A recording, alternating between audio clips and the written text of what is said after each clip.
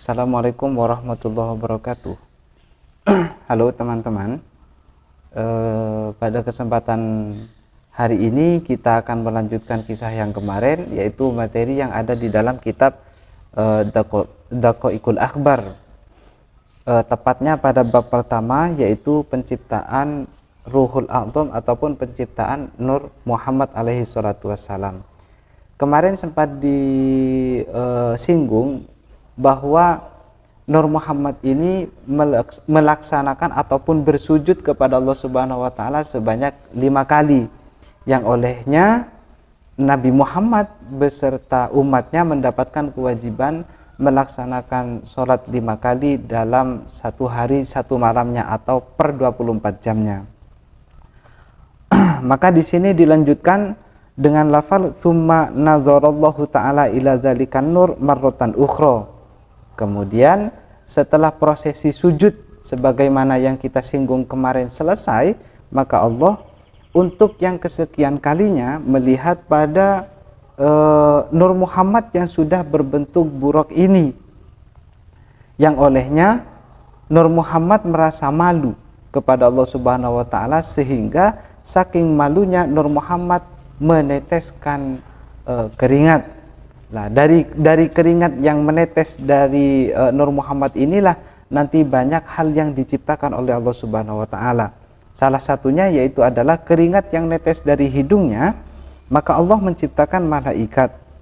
Kemudian dari keringat yang menetes dari wajahnya Nur Muhammad yang sudah berbentuk burung merak ini, Allah menciptakan arsy, kursi, lauhul mahfud, kemudian al-qalam, menciptakan matahari, kemudian rembulan, hijab, kemudian bintang gemintang, dan seluruh hal-hal yang ada di atas langit ataupun hal-hal yang berada di dalam langit, baik itu bintang seperti Capricorn, Pisces, Farkad, dan lain sebagainya.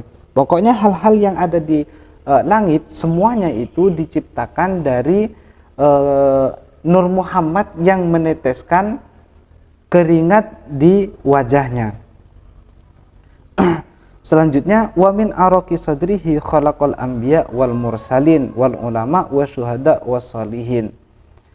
Dari keringat yang menetes dari dada Nur Muhammad yang sudah berbentuk burung paus ini, Allah menciptakan cahaya ataupun nur para anbiya. Jadi sebetulnya apa yang kita sampaikan dari yang kemarin itu, misalkan Allah menciptakan para nabi, itu maksudnya adalah menciptakan nur para nabi, gitu ya.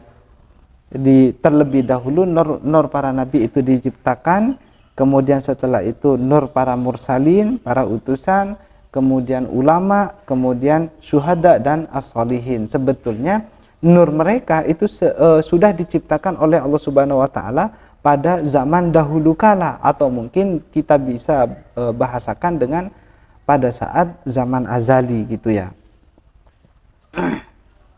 Kemudian selanjutnya, wa min araqi dhahrihi khalaqallahu al-baital ma'mur wal ka'bata wa baital muqaddas, baital maqdis, dan lain sebagainya, wa mawdi'al masajid fid dunya. Kemudian Allah menciptakan dari keringat yang netes di punggungnya burung merak, Allah menciptakan Baitul Ma'mur. Di mana tempat Baitul Ma'mur? Di lain kesempatan kita bahas secara khusus, tetapi yang jelas Baitul Ma'mur ini tempatnya berada di atas langit, dan ada yang mengatakan Baitul Ma'mur ini sebagai kiblat dari orang-orang yang berdoa. Oleh karena itu makanya orang berdoa, ketika berdoa dia kan biasanya menghadap ke atas langit dan kemudian mengangkat telapak tangan. Itu mengapa? Ya karena memang kiblatnya berada di atas langit. Kalau kiblatnya orang sholat itu kan berada di arah yang berpapasan dengan Ka'bah. Kemudian Allah juga menciptakan Baitul Muqaddas, Baitul Maqdis yang ada di tanah sekarang ini masih diperebutkan antara Israel dan Palestina. Kemudian maudi al masajid fid dunya, Allah juga menciptakan seluruh tempat-tempat yang dijadikan masjid di dunia ini, semuanya itu berasal dari araqi dhuhrihi, berasal dari Nur Muhammad yang mengalirkan keringat pada punggungnya. Jadi keringat yang mengalir di punggung Nur Muhammad yang sudah berbentuk burung merak, maka dari tetesan itu Allah menciptakan tempat-tempat yang kemudian ketika di dunia menjadi masjid ataupun tempat-tempat ibadahnya orang muslim. Wa min araqi hajibaihi khalaqa ummat Muhammadin minal mu'minin wal mu'minat wal muslimin wal muslimat. Kemudian dari keringat yang berada di pelipis burung merak ataupun Nur Muhammad yang berbentuk burung merak, Allah menciptakan umat Muhammad. Jadi seluruh umat Muhammad minal mu'minin, mu'minat, muslimin, muslimat, seluruhnya itu diciptakan dari keringat Nur Muhammad yang berada di pelipisnya. Jadi termasuk kita ini, kalau umat Muhammad itu kan ada dua macam, ada umatul dakwah, kemudian umatul ijabah. Umatul ijabah itu adalah umat Nabi Muhammad yang beriman, kemudian yang muslim. Sementara umatul dakwah itu adalah umat-umat yang tidak beriman dan tidak memeluk agama Islam atau tidak mengucapkan dua kalimat syahadat. Lah, kalau umat yang dakwah ini tidak dijelaskan ini berasal dari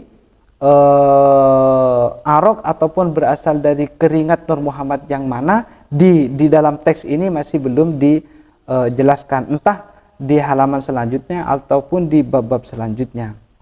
Kita tunggu saja besok-besok. Mungkin hanya ini saja untuk hari ini. Atas kekurangannya mohon maaf. Wassalamualaikum warahmatullahi wabarakatuh.